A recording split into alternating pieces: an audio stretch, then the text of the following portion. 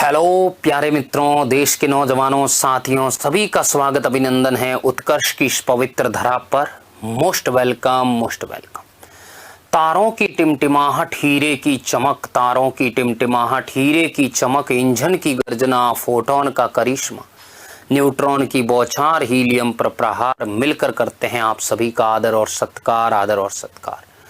नमस्कार साथियों, स्वागत अभिनंदन है। मात्रक और मापन भौतिक विज्ञान की इस कड़ी आंकिक प्रश्नों का एक बवंडर भूचाल सा मचा रखा है हमने उन क्वेश्चन की इस कड़ी में, और आपका अभिवादन है। आगे बढ़ रहे हैं, बहुत से प्रश्न हमने कर लिए हैं, कुछ क्वेश्चन और हैं। थोड़ी कैलकुलेशन ज़्यादा है, परंतु चिंता ना करें, एक एक क्वेश्चन को हम सीखेंगे, समझेंगे और बेहतर से बेहतर करेंगे। देखिए, तो आप देख रहे हैं कि हमने ये क्वेश्चन तो कर लिए थे। हाँ, हमने ये क्वेश्चन सारे कर लिए हैं। ये भी हो गया, ये भी हो गया, ये भी हो गया। यहां से हमको ये क्वेश्चन करना है। क्या कहना चाह रहा है जरा सुनिए। मैं कहूंगा पाठ्य पुस्तक प्रश्न है 2.13। यह 2.13 प्रश्न हमसे क्या चाहता है, क्या मांग रहा है, बताइए।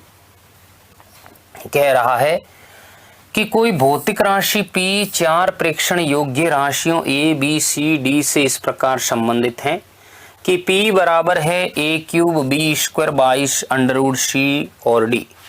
A, B, C तथा के मापन में प्रतिशत त्रुटियां भी दी गई है। 1% है, 3% है, 4% है और 2% है। राशि P में प्रतिशत त्रुटि कितनी है, हमें ये बताना है। यदि उपयुक्त संबंध का उपयोग करके P का परिकलित मान 3.763 आता है तो आप परिणाम का किस मान तक निकटन करेंगे। कहने का मतलब यह है कि P का परिकलित मान जो है ना 3.763 आ रहा है, तो आप परिणाम को किस मान तक लेंगे। चलिए तो देखते हैं। सबसे पहले तो जो फॉर्मेट दिया गया है, ऐसे फॉर्मेट के अंदर या ऐसे जो व्यंजक इस फॉर्मेट में दिया है, इसमें त्रुटि कैसे निकालते हैं पता होना चाहिए। देखिए, भाग में भी है, घात में भी है, राशियां गुणे में भी है, मतलब पूरा मिक्स करके भौतिक राशि P दी गई है। तो मैं कहूंगा P का फॉर्मूला क्या है। चूंकि P बराबर है A³ B², ऐसा ही कुछ है। P बराबर है मेरे पास A³ B² बट्टे अंडरवुड, बट्टे में है अंडरवुड ऑफ C और D। क्लियर। तो यहां पे मैं कहूंगा P बराबर A³ B² बट्टे अंडरवुड C D है, तो मुझे प्रतिशत त्रुटि लानी है। अतः P में प्रतिशत त्रुटि कैसे आएगी। अगर P में प्रतिशत त्रुटि मुझसे पूछ रहा है तो P के अंदर प्रतिशत त्रुटि आएगी डेल्टा P बट्टे P इंटू 100। 3 आगे है, 3 घात में है मित्रों, आगे आ जाएगा 3 अगर आगे आएगा तो 3, मैं कहूंगा ये हो जाएगा 3 delta A/A into 100 plus 2 delta B/B into 100 plus, अब देखो प्लस ही आएगी, त्रुटियां तो हमेशा जुड़ेगी। इसके ऊपर घात है आधी 1/2, मैं कहूंगा 1/2 delta C/C into 100 plus delta D/D into 100। कोई डाउट किसी को? ये तो प्रतिशत त्रुटि का फॉर्मेट है। जो भी घात है वो आगे आ जाएगी और वर्गमूल के अंदर वैल्यू वो भी आगे आ जाएगी, डेल्टा D/D भी यहां आ जाएगा। जरा देखिए, मैं कहूंगा डेल्टा P/P इंटू 100 बराबर क्या है।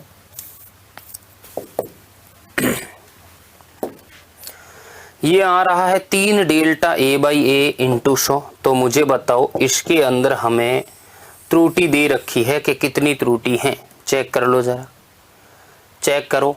A, B, C के मापन में त्रुटियां ये दी गई हैं, A, B, C तथा D। यहाँ D भी है, यहाँ D भी है। D के मापन में 1% त्रुटि है A में, तो ए के लिए यहाँ आ जाएगा मैं कहूँगा 3 × 1 प्लस ये कितना है बी के अंदर, बी के अंदर प्रतिशत त्रुटि कितनी दी गई है चेक करो। अगर मैं बी के अंदर प्रतिशत त्रुटि की बात करूं तो वो है 3%। तो 2 × 3 मैं कहूँगा 2 × 3 प्लस क्या हो जाएगा 1/2 डेल्टा C/C 1/2 डेल्टा C/C। इसके अंदर कितनी दी गई है जरा सुनिए, C के अंदर कितनी दी गई है मैं कहूँगा 4%। C के अंदर है मेरे पास 4% प्लस कितना दिया गया है डेल्टा D/D, ये तो सीधा ही है, कितना कह रहा है 2%। तो मैं कहूँगा 2%। आप जरा देखोगे कि ये आ रहा है डेल्टा P/P × 100 बराबर हो गया 3 + 2 × 6 प्लस भचाक 2 + 2 कितना आएगा 6 और 3 9 और ये हो गया 4 13%। क्या ये डेल्टा P/P × 100 मेरे पास जो आया है 13%, समझ आया कि नहीं आया बताओ जरा। क्या यहाँ तक क्लियर है 13% कैसे बन गया, जल्दी से बताइए मुझे, हरी अपनाओ।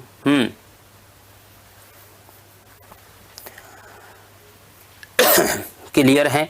तो ये तो प्रतिशत त्रुटि है 13%। अब क्वेश्चन क्या कह रहा है क्वेश्चन कह रहा है कि यदि उपयुक्त संबंध का उपयोग करो, मतलब जो P में त्रुटि आई ना उसके संबंध का उपयोग करके P का परिकलित मान 3.763 आता है, मतलब ऐसा संबंध उपयोग करके ये मान जो है 13% को सॉल्व करने पर ये मान इतना आ रहा है, तो आप परिणाम को किस मान तक निकटन करोगे। तो 13% में 2 सार्थक अंक हैं, तो आप इसके मान को 2 सार्थक अंकों तक लेकर आना है। तो मैं कहूँगा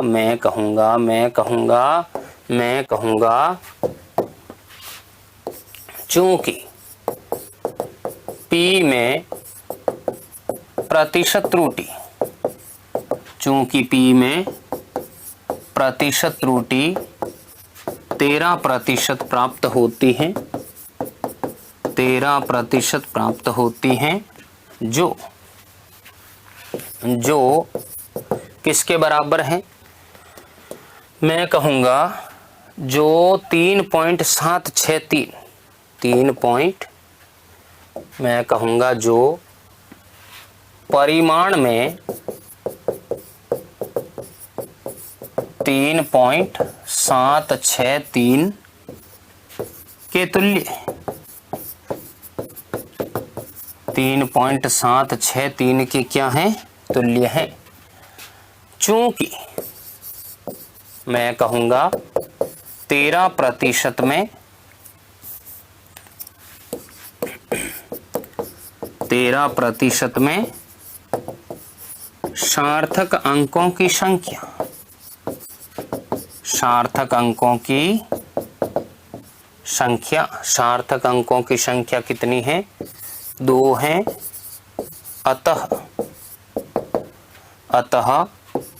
3.763 में क्या है 3.763 में यथार्थ त्रुटि जो आएगी, यथार्थ त्रुटि बराबर आएगी 3.7।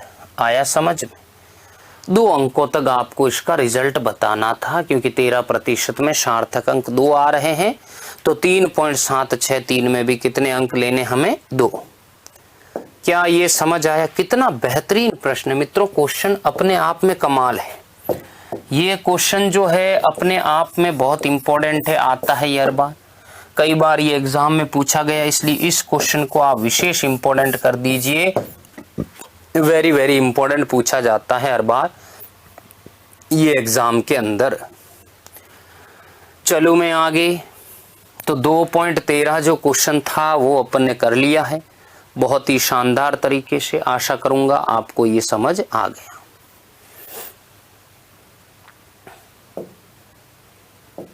चलो 2.14 क्या कहना चाह रहा है, क्या कहना चाह रहा है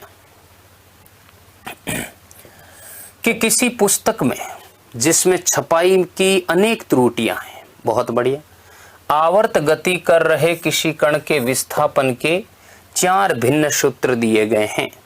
एक पुस्तक है, उसकी छपाई में अनेक त्रुटियां पाई गई हैं। आवर्त गति कर रहे किसी कण के विस्थापन के 4 भिन्न सूत्र हमें दिए गए हैं। तो y बराबर जो है वो a साइन 2 पाई टी बट्टे टी है, y बराबर a साइन वी टी है, y बराबर a by T sine T by A है। ये समीकरण हमें दी। a कण का अधिकतम विस्थापन है, v कण की चाल है, t आवर्त काल है। v में आधारों पर गलत सूत्र को निकाल दीजिए। अभी निकाल के फेंकते हैं। देखिए पहला, अगर मैं पहले कथन की बात करूं, अगर मैं पहले कथन की बात करूं, y बराबर a साइन 2 पाई टी बट्टे टी, y बराबर a साइन 2 पाई, y बराबर a साइन क्या है मेरे पास, a sine 2 pi small T बट्टे कैपिटल टी, स्मॉल टी बट्टे कैपिटल टी। आया आया समझ में, क्लियर।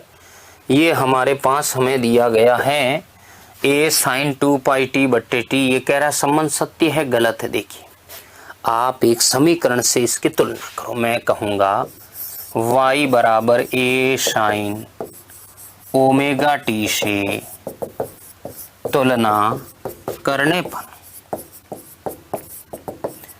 क्या मित्रों तुम्हें पता है ओमेगा टी बराबर थीटा है, बराबर कला कोण है। मैं कहूँगा फेज एंगल है।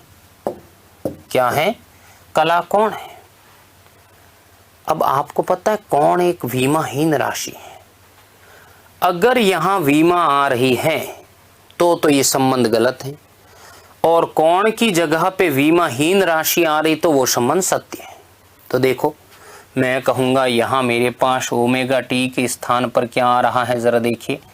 मैं कहूँगा यहाँ पर मेरे पास है 2 पाई टी बट्टे टी। अगर मैं इसकी विमा चेक करता हूँ, अगर मैं इसकी विमा चेक करूँ तो 2 पाई बाई 2 पाई तो कांस्टेंट है, टी है समय t1, समय t1 कट गया, कट गया, क्या मिल गया, m0 l0 t0।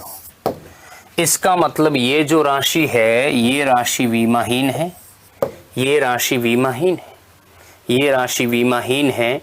तो अगर ये राशि विमाहीन है तो सही है, कोण के स्थान पर इसकी जगह सही है।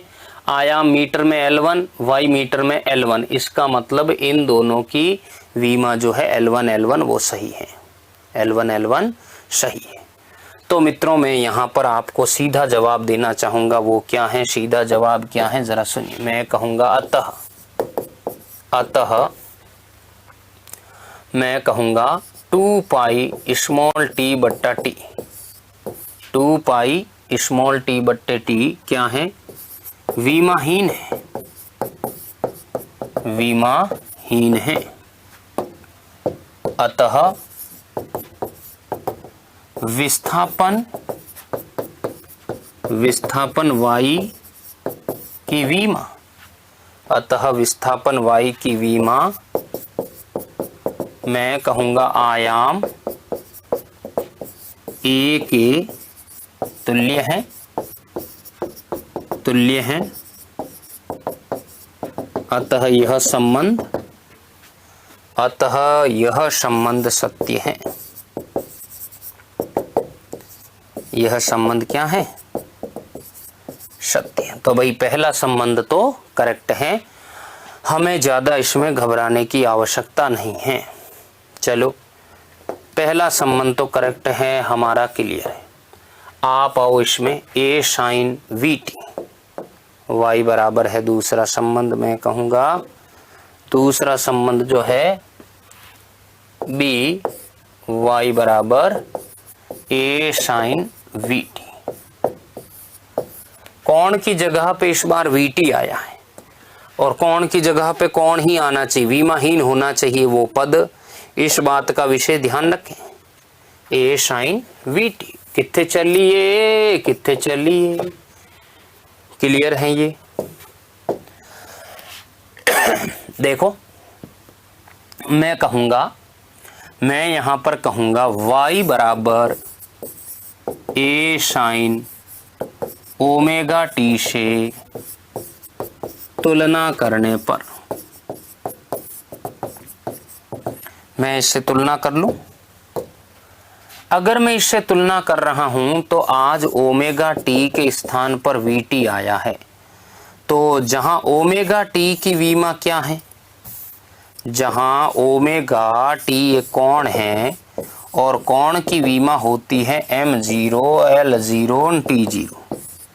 क्या यही वीमा यहां आ रही है क्या, VT में आ रही है क्या? चेक करते। वेग है मीटर प्रति सेकंड, L1 T-1, ये है T1, समय है ये, तो वेग है L1 T-1 और ये है मेरे पास T1, क्या होगा, खाचा खाचा, फाइनली L1। तो मैं कहूंगा M0 L1 T0 ये विमाहीन पद नहीं है, ये जो VT है वो विमाहीन पद नहीं है। अगर विमाहीन पद नहीं है इसका मतलब इसकी वीमा तो इसके बराबर है, पर इसकी वीमा इसके बराबर, मैं कहूंगा यहाँ कौन आना चाहिए, और कौन, जहां कौन के स्थान पर कोई राशि अगर लिख रहे हैं तो वो विमाहीन होनी चाहिए। तो ये संबंध सत्य नहीं है। आया समझ में? नहीं आया अभी भी? कौन के स्थान पर जो वैल्यू लिखी जा रही है वो विमाहीन होनी चाहिए, और ये संबंध इस तथ्य के आधार पर सही नहीं है। मैं कहूंगा अतः VT का विमीय सूत्र क्या हो रहा है, अतः VT का विमीय सूत्र मैं कहूंगा विमीय सूत्र M0 L1 T0 प्राप्त होता है, जो मैं कहूंगा जो विमाहीन नहीं है। अतः यह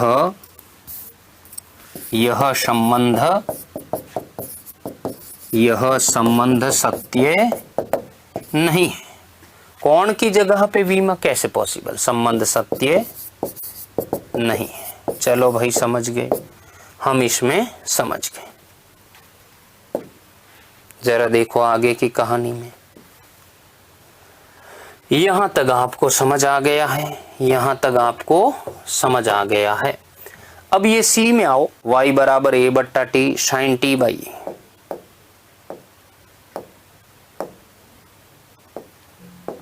मैं कहूंगा जो ऑप्शन नंबर सी है,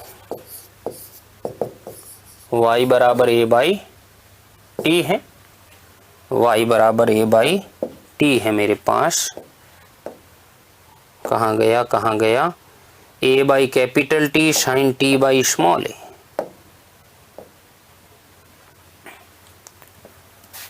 y बराबर है ये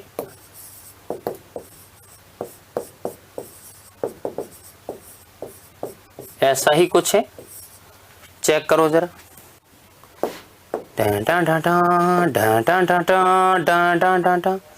A by capital T sine small T by A, sine small T by A, sine small T by A. ठीक है भाई, समझ गए, हम समझ गए। अब जरा देखिए यहाँ पे y बराबर A साइन ओमेगा टी से मैंने क्या कर दी, फिर से तुलना कर दी, फिर से तुलना कर दी। y बराबर A साइन ओमेगा टी से फिर से मैंने तुलना कर दी, तो आप देखोगे कि t बाई ए का जो पद है क्या वो विमाहीन है। a क्या है देख लो, आयाम है कि नहीं है। a क्वेश्चन में क्या कह रहा है, a क्वेश्चन में हम कहेंगे कण का विस्थापन है अधिकतम, मतलब वही आयाम है, वही आयाम है। तो t बाई ए क्या आ रहा है जरा सुनिए, मैं कहूं समय हो गया T1 A हो गया, L1 ये आ रहा है मेरे पास L-1 T1। ये तो वीमाहीन आ ही नहीं रहा है। कोण के स्थान पर वीमा आ रही है, इसका मतलब बहुत भारी गड़बड़ है। तो इसका मतलब ये संबंध भी सत्य नहीं है। मैं कहूंगा अतः T बाई ए वीमाहीन नहीं है। क्या नहीं है? T बाई ए वीमाहीन नहीं है। अतः यह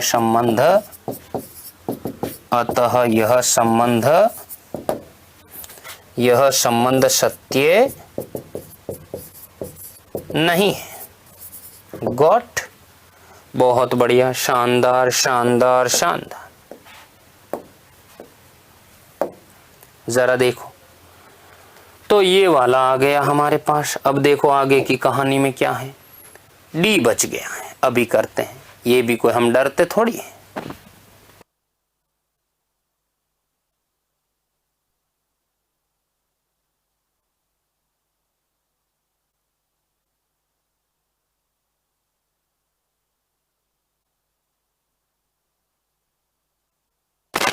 देखो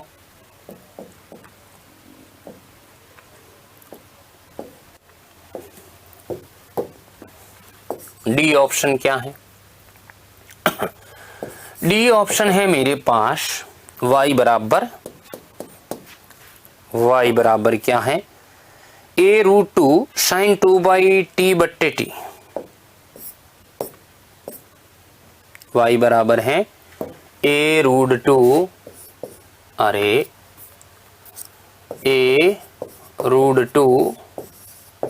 sin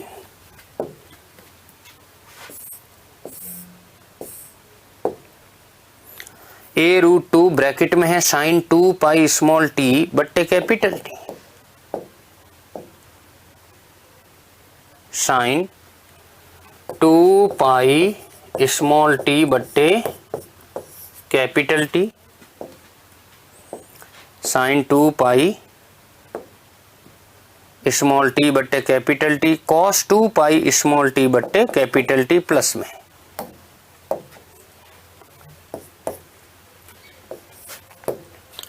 cos 2 pi small T बट्टे कैपिटल टी क्या है? प्लस में है। क्या यहां तक समझ आ गया आपको कि y बराबर a√2 दिया हुआ है, sin 2 पाई स्मॉल टी बट्टे कैपिटल टी दिया हुआ है, cos 2 पाई स्मॉल टी बट्टे कैपिटल टी दिया हुआ। बहुत बढ़िया, शानदार शानदार। देखो जरा, आपने यहां देखा वही y बराबर मैं कहूंगा a sin ओमेगा टी से, ये ओमेगा टी यहां पर भी है, यहां पर भी ओमेगा टी से आप तुलना करो। क्या ये कोण बन रहा है? आप देखोगे कि यहाँ पे आ रहा है 2 पाई स्मॉल टी बट्टे कैपिटल टी। अगर मैं वीमा चेक करूं इसकी 2 पाई तो कट जाएगा, T1 M0 L0 T0। वीमाहीन है ये पद वीमाहीन है। तो मैं कहूंगा अतः 2 पाई स्मॉल टी बट्टा टी वीमाहीन राशि है, वीमाहीन राशि है। अतः यह संबंध सत्य है। अतः यह संबंध क्या हुआ? अतः यह संबंध सत्य है। कोई डाउट? तो मित्रों ये संबंध तो सत्य हो गया है। मैं कहूंगा ये वाला रिलेशन करेक्ट है। तो दो ही रिलेशन हमें करेक्ट मिले हैं, एक ये वाला और एक पहला वाला, बाकी दो गलत मिले हैं। क्वेश्चन तो अच्छा था, बहुत शानदार। हमने इस क्वेश्चन को कर लिया डन। इंपॉर्टेंट कर दो, अच्छा क्वेश्चन। आगे बढ़ो। अब देखिए आगे का प्रश्न क्या कहना चाह रहा है, आगे का क्वेश्चन क्या कहना चाह रहा है। ये आओ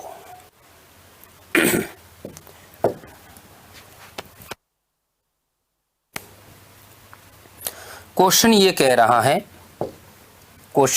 रहा है, कि भौतिकी का एक प्रसिद्ध संबंध है किसी कण के चल द्रव्यमान एम विराम द्रव्यमान एम नॉट, ये आइंस्टाइन ने दिया है। फोटोन का द्रव्यमान निकालने हमारे काम आया था। प्रसिद्ध संबंध है कण के चल द्रव्यमान एम और विराम द्रव्यमान एम नॉट और इसकी चाल v प्रकाश की चाल c के बीच में।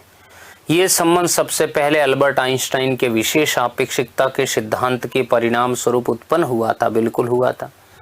कोई छात्र है इस संबंध को लगभग सही याद कर रहा है, बेचारा रट रहा है, लेकिन स्थिरांक c को लगाना भूल जाता है। वो लिखता है m बराबर एम नॉट बट्टे 1 माइनस वी स्क्वायर की पावर 1/2।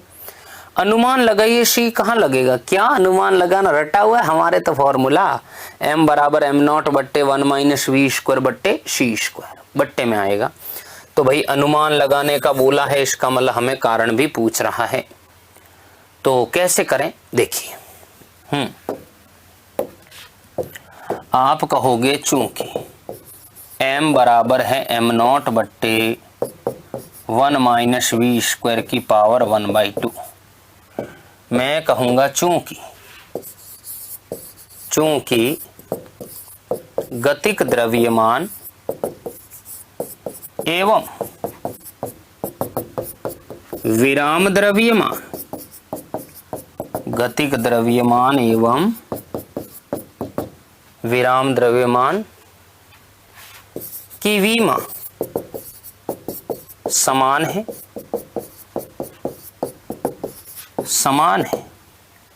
मैं कहूंगा अतः बायां पक्ष, मैं कहूंगा अतः बाएं पक्ष की विमा, अतः बाएं पक्ष की विमा, बाएं पक्ष की विमा एवं दाएं पक्ष की विमा, बाएं पक्ष की विमा एवं दायां पक्ष विमाहीन होना चाहिए। बिल्कुल होना चाहिए। अरे भाई मैं कह रहा हूं ये भी किलोग्राम m1 कट गया, पूरा विमाहीन हो गया m और m नॉट। तो नीचे वाले पद की फिर विमा क्यों आ रही? वो भी तो विमाहीन होना चाहिए ना। बायां पक्ष दायां पक्ष में तो ये पूरा शामिल है, तो ये विमाहीन नहीं हो रहा है। तो इसको कैसे करेंगे हम जरा देखिए। मैं कहूंगा अतः 1 माइनस वी स्क्वायर की पावर 1/2 पद को विमाहीन करने के लिए, पद को विमाहीन करने के लिए प्रकाश के वेग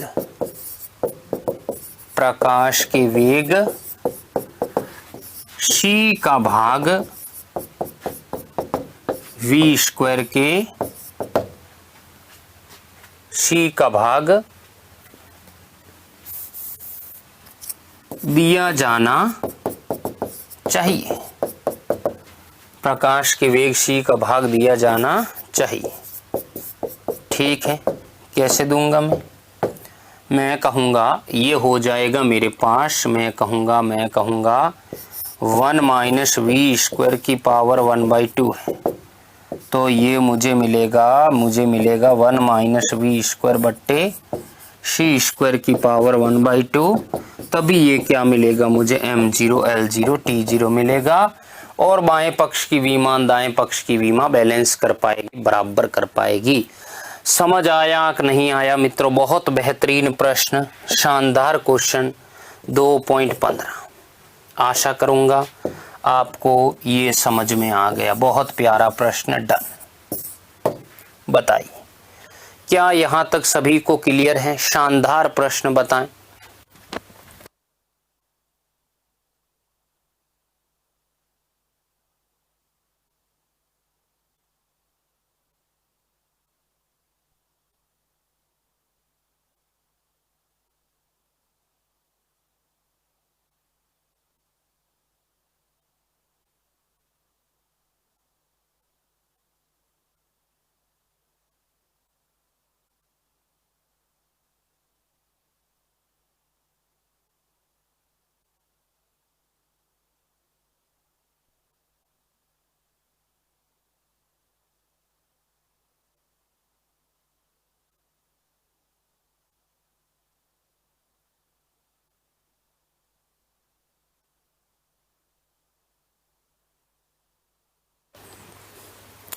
चलो मैं आगे।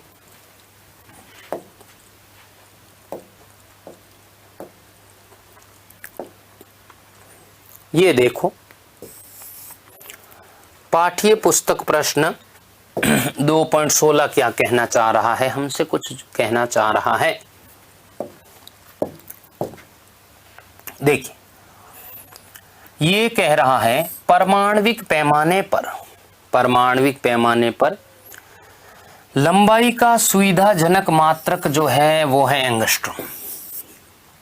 ठीक, परमाणविक पैमाने पर लंबाई का सुविधाजनक मात्रक जो है वो है एंगस्ट्रॉम, और इसे 1 एंगस्ट्रॉम 10⁻⁻10 मीटर द्वारा निर्दिष्ट किया जाता है। सही बात है।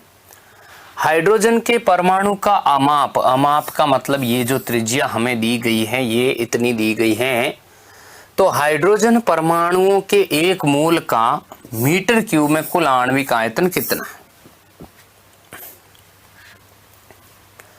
क्वेश्चन को समझ आया।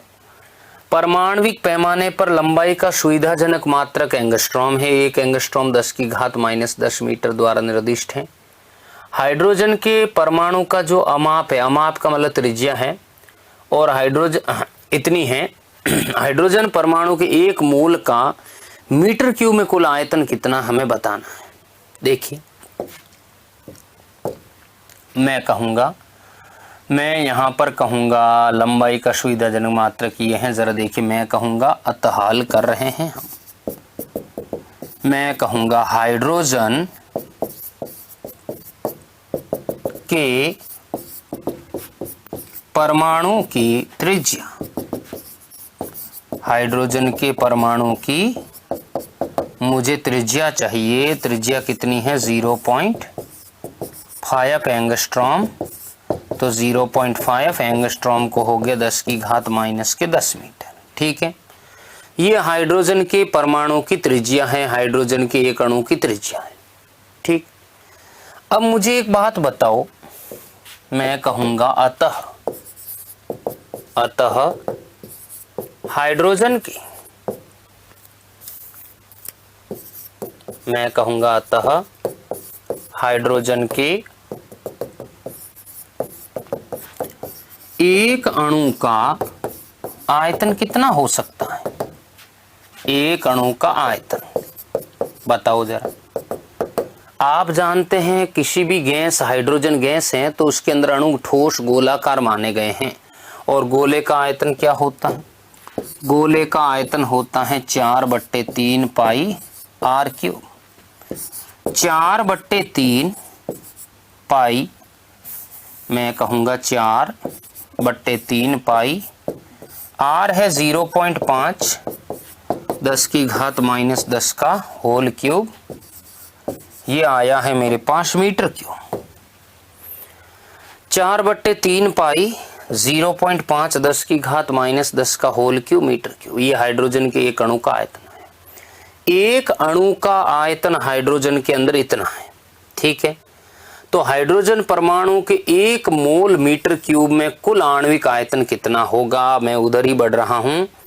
अगर हाइड्रोजन के एक अणु का आयतन मित्रों इतना है और एक मोल में अणुओं का आयतन पूछ रहा है, तो एक मोल में अणु होते कितने पहले ये तो पता करो। आवोगाद्रो संख्या के बराबर एक मोल में उन अणुओं को इस एक अणु के आयतन से कर दो गुणा, तो कुल अणुओं का आयतन आएगा, वही हमारे पास मैं कहूंगा हाइड्रोजन का आणविक आयतन है। नहीं आया समझ में इतना? क्या यहां तक क्लियर है? बताएं जरा जल्दी से। बेहतरीन। मैं कहूंगा हाइड्रोजन के परमाणु का अमाप इतना है, परमाणु का एक मोल का मीटर क्यूब में आयतन। मैं कहूंगा अतः हाइड्रोजन के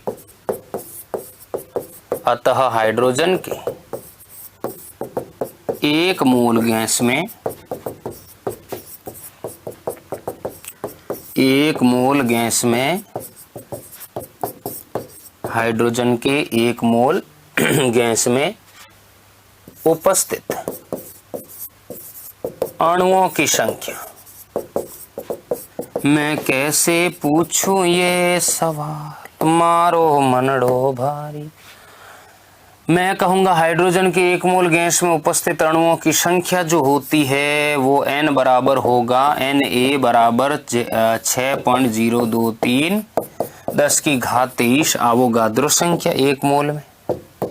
मैं कहूंगा अतः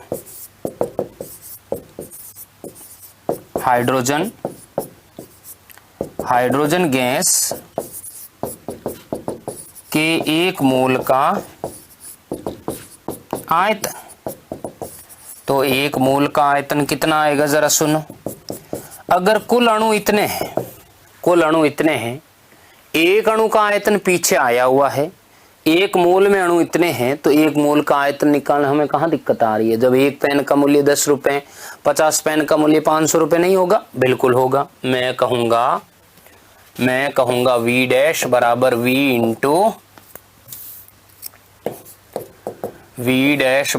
इंटू Na। जरा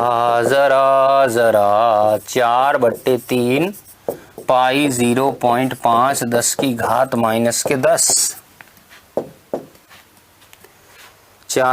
0.5 10⁻−10 का होल क्यूब 6.023 10⁻23। ये मेरे पास कुल आयतन आ जाएगा। V डैश बराबर बताइए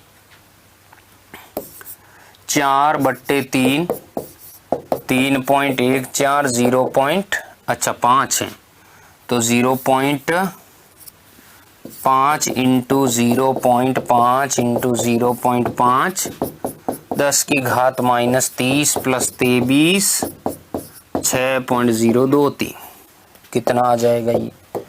तो V डैश बराबर मैं अगर बात करूं तो सॉल्व करने पे कितना आ रहा है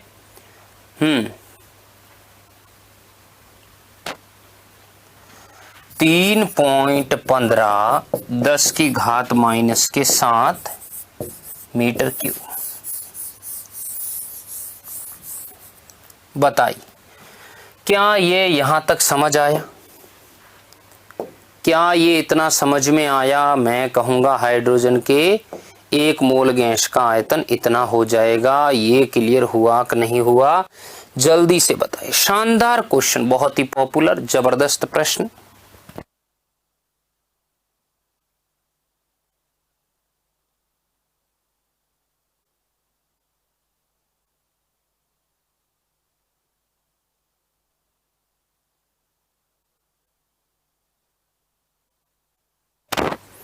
चलो मैं आगे। तो नेक्स्ट क्वेश्चन की मैं अगर बात करूं तो नेक्स्ट क्वेश्चन क्या होगा जरा सुनिए। नेक्स्ट क्वेश्चन पाठ्य पुस्तक प्रश्न 2.16 हमने कर लिया है। अब मैं बढ़ रहा हूं आगे के प्रश्न की तरफ।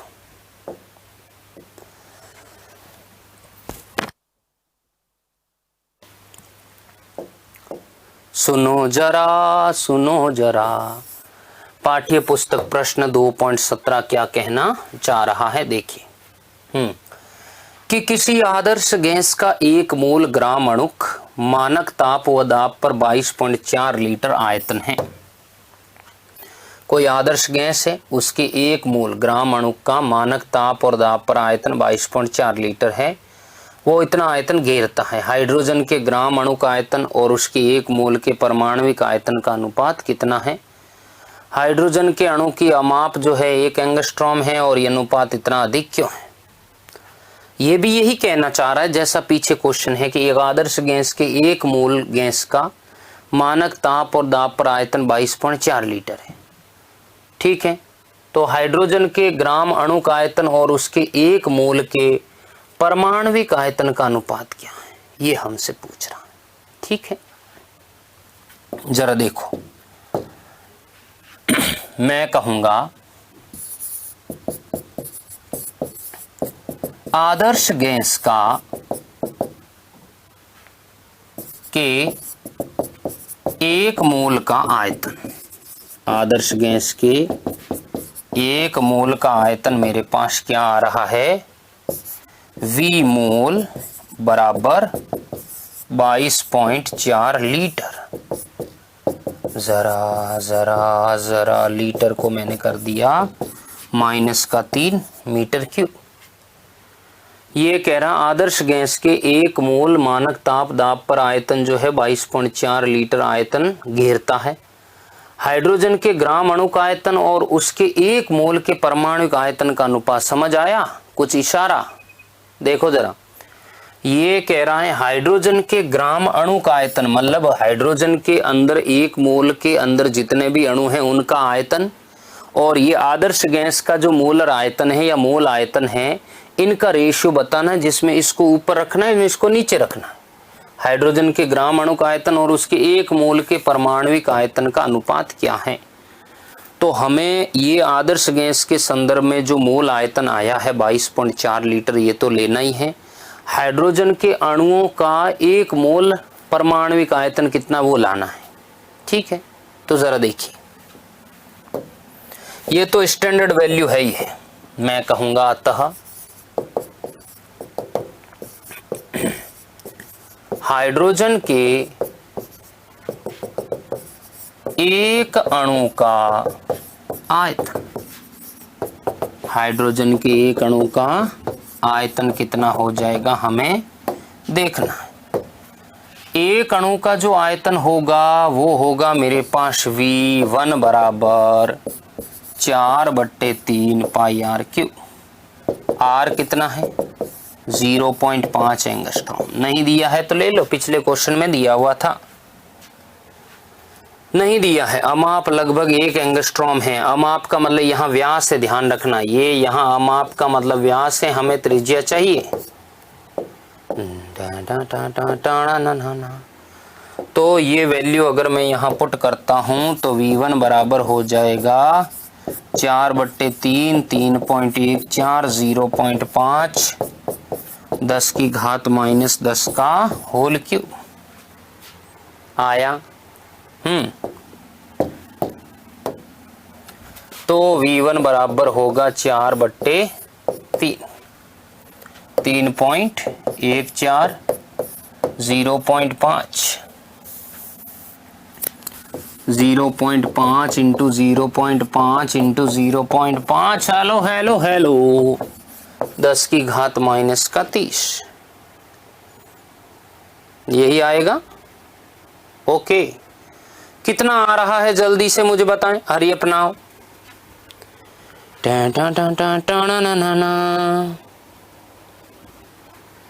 ये आ रहा है V1 बराबर 0.5236 10 की घात -30 मीटर क्यूब। इतना तो प्राप्त हो रहा है, इतना तो भाई प्राप्त हो रहा है V1। तो ये तो मित्रों हाइड्रोजन के 1 अणु का आयतन है। ये कह रहा है हाइड्रोजन के 1 मोल ग्राम अणु का आयतन बताइए। ये सिर्फ शब्द है और कुछ नहीं है। 1 मोल गैस का ग्राम अणु का आयतन, शब्द सुनना, हाइड्रोजन के 1 मोल ग्राम अणुक गैस का आयतन और वो जो आदर्श गैस है उसके मोल आयतन, 1 मोल आयतन का अनुपात बताओ। तो ये तो 1 अणु का आयतन है और 1 मोल ग्राम अणु का मतलब है 1 मोल में जितने भी अणु हैं उनका आयतन मतलब टोटल आयतन। तो मुझे बताओ, ये तो 1 अणु का आयतन है। मैं कहूंगा अतः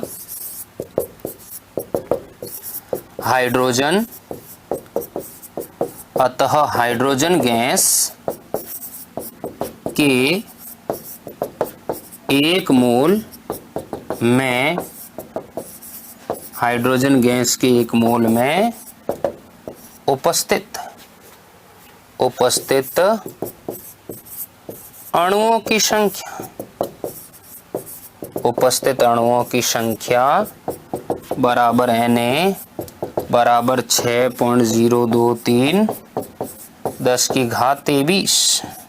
नहीं आया, 6.023 10 की घात कितना आ रहा है मेरे पास 23.023।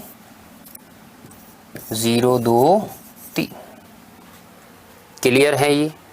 तो अगर 1 मोल में इतने अणु हैं तो 1 मोल ग्राम अणु का आयतन कितना होगा, जरा सुनिए सुनिए सुनिए। मैं कहूंगा अतः कित्थे चलिए अतः हाइड्रोजन गैस अतः हाइड्रोजन गैस के 1 मोल ग्राम अणुक, हाइड्रोजन गैस के 1 मोल ग्राम अणुक गैस का आयतन।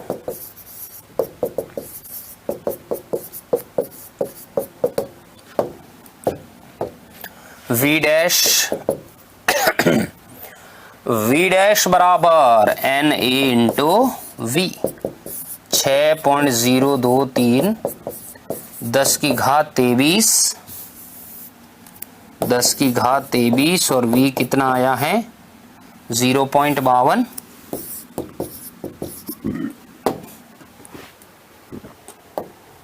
5236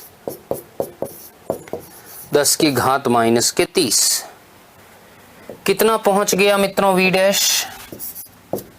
तो फाइनली जो V डैश आ रहा है सॉल्व करके बताओ फटाफट कितना आया ये हाइड्रोजन के लिए मोल अणुओं का आयतन फाइनली 3.15 10 की घात -7 मीटर क्यूब। ऐसा रिजल्ट देखने को मिल रहा है हाइड्रोजन के ग्राम अणुक आयतन का मान 3.15 10 की घात मेरे पास आ रहा है -7 मीटर क्यूब। क्या ये समझ आया? क्या इतना समझ में आया? 3.15 10 की घात -7 मीटर क्यूब। अब क्या कह रहा है क्वेश्चन के एक तो ये वैल्यू और एक वो पीछे जो 22.4 अपन ने पढ़ी है उसका अनुपात पूछ रहा है। तो मैं अनुपात कैसे लाऊंगा जरा सुनिए।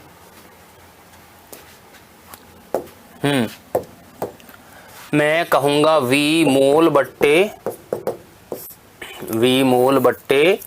मैं कहूंगा V डैश कितना है 22.4 10 की घात -3 और यहां हो जाएगा मेरे पास कितना कितना आया है वैल्यू देखो जरा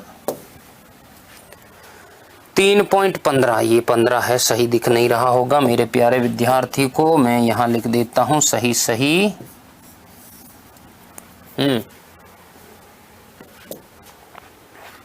देखो 3.15 10 की घात -7 क्लियर है।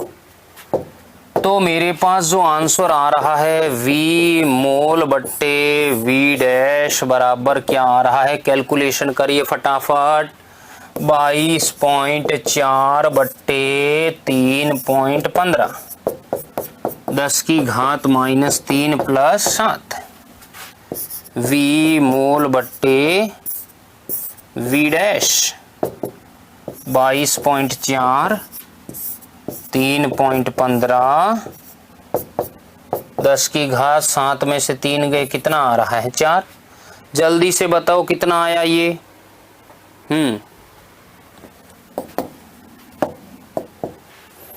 मेरे पास आ रहा है V मोल बट्टे V डैश बराबर 7.1 10 की घात 4 और मात्रकहीन।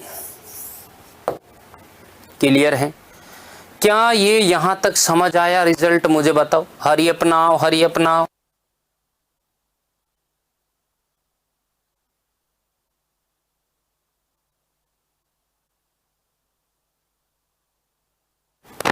चलो मैं आगे।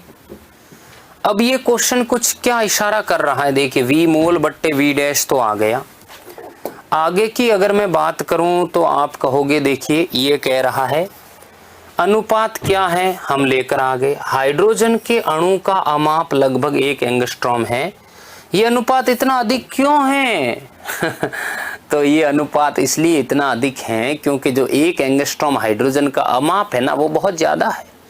यही कारण है कि ये अनुपात इतना जल्द हमें जो है ज्यादा मिलता है, 1 एंगस्ट्रॉम जो है ज्यादा है।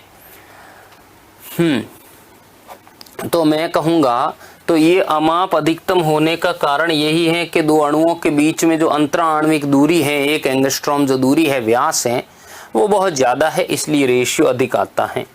ये इसका लॉजिक है। बताओ। मैं कहूंगा इस अनुपात के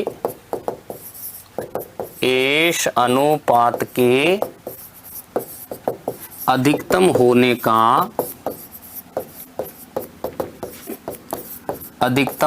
का मूल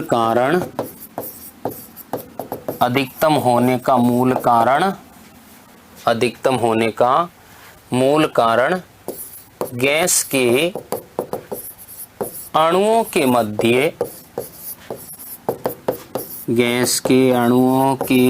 मध्य अंतराण्विक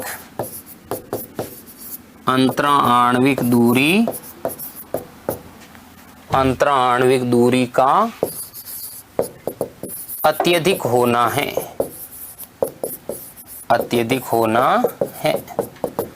तो इसके पीछे मूल कारण ये है कि अंतराण्विक दूरी बहुत अधिक होती है। बताइए, क्या यहां तक क्लियर हुआ? बेहतरीन।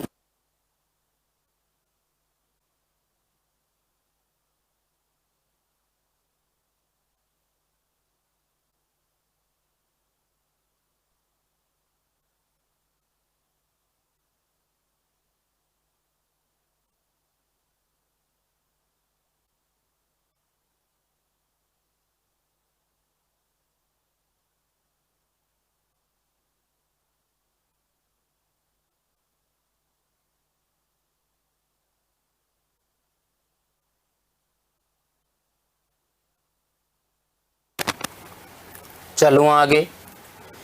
चलिए, तो यहां तक तो बातें सारी क्लियर हो गई है। शानदार शानदार। और ये क्वेश्चन भी अपन ने कर लिया। डन।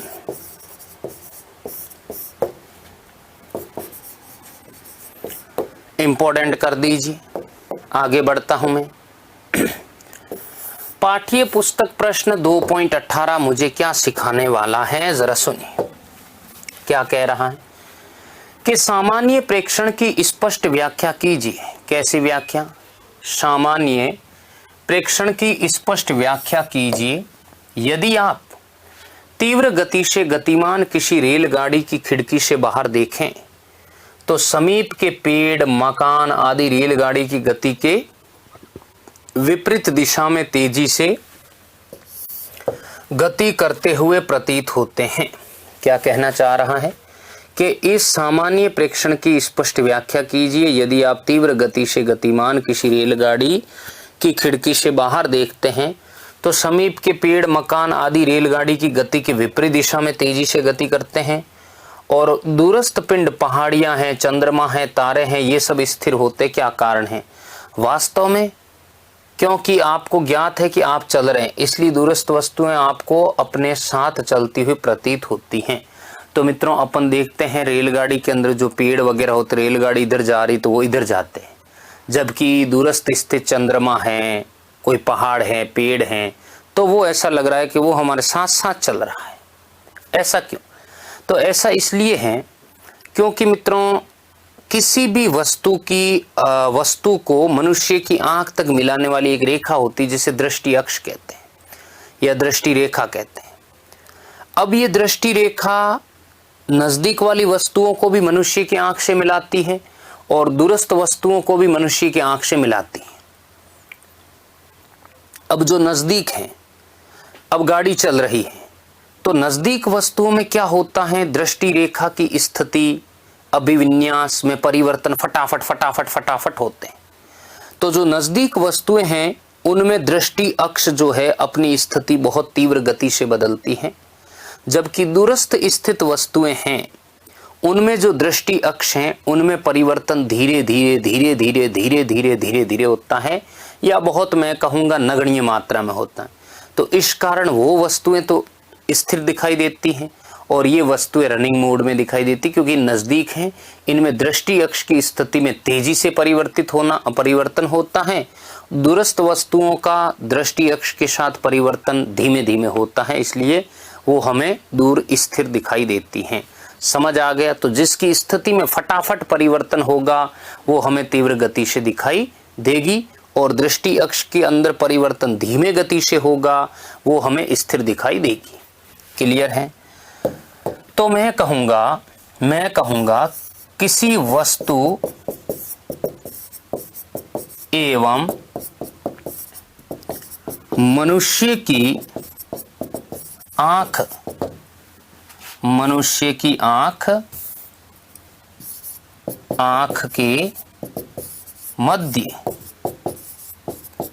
एक अक्ष होती है, एक अक्ष होती है, एक अक्ष होती है जिसे दृष्टि अक्ष कहा जाता है। क्या कहा जाता है? मैं कहूंगा जिसे दृष्टि अक्ष कहा जाता है। यह दृष्टि अक्ष, यह दृष्टि अक्ष समय के सापेक्ष, समय के सापेक्ष अपनी, यह दृष्टि अक्ष समय के सापेक्ष अपनी स्थिति में, अपनी स्थिति में परिवर्तन करती है। नहीं आया समझ में? यह जो दृष्टि अक्ष समय के सापेक्ष अपनी स्थिति में परिवर्तन करती है, मैं कहूंगा वे वस्तुएं जो नजदीक होती हैं, वे वस्तुएं जो क्या होती हैं भाई? नजदीक होती हैं। वे वस्तुएं जो नजदीक होती हैं उनके लिए, जो नजदीक होती हैं उनके लिए दृष्टि अक्ष, दृष्टि अक्ष की स्थिति में परिवर्तन, दृष्टि अक्ष की स्थिति में परिवर्तन, परिवर्तन, स्थिति में परिवर्तन तीव्र गति से होता है, तीव्र गति से होता है, जबकि वे वस्तुएं, जबकि वे वस्तुएं जो मनुष्य की आंखों से, जो मनुष्य की आंखों से दूरस्थ होती हैं, मनुष्य की आंखों से क्या होती हैं भाई? दूरस्थ होती हैं, होती हैं, उनके लिए, उनके लिए दृष्टि अक्ष की स्थिति में परिवर्तन, दृष्टि अक्ष की स्थिति में, दृष्टि अक्ष की स्थिति में परिवर्तन मंद गति से होता है, मंद गति से होता है। मैं कहूंगा यही कारण है, यही कारण है कि नजदीक वस्तुएं, नजदीक वस्तुएं, नजदीक वस्तुएं मनुष्य की गति के विपरीत, गति के विपरीत तेजी से, तेजी से चलती हैं, तेजी से चलती हैं, जबकि दूरस्थ वस्तुएं, जबकि दूरस्थ वस्तुएं स्थिर प्रतीत होती हैं। क्या इतना समझ में आया? सब खेल मित्रों दृष्टि अक्ष का है। आप यूं मत सोचना चंद्रमा स्थिर रहता है, बेचारा नहीं चलता है। देखिए चलते तो सभी। तो नजदीक वस्तुओं का तेजी से गतिशील होना दृष्टि अक्ष जिम्मेदार है, उसकी स्थिति में परिवर्तन जिम्मेदार है। और दूसरी बात, जो दूर वस्तुएं हैं वो स्थिर रहती हैं, उसके पीछे भी दृष्टि अक्ष जिम्मेदार है।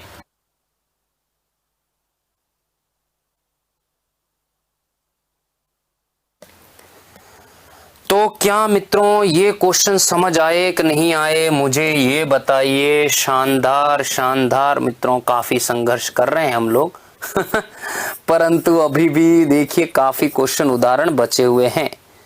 चलिए और धुआं धुआं करेंगे, और भी कुछ इंपॉर्टेंट क्वेश्चन भी हम इसमें करने वाले हैं। तो आशा करूंगा कि आपको यहाँ तक जो है सारी बातें समझ आई हैं।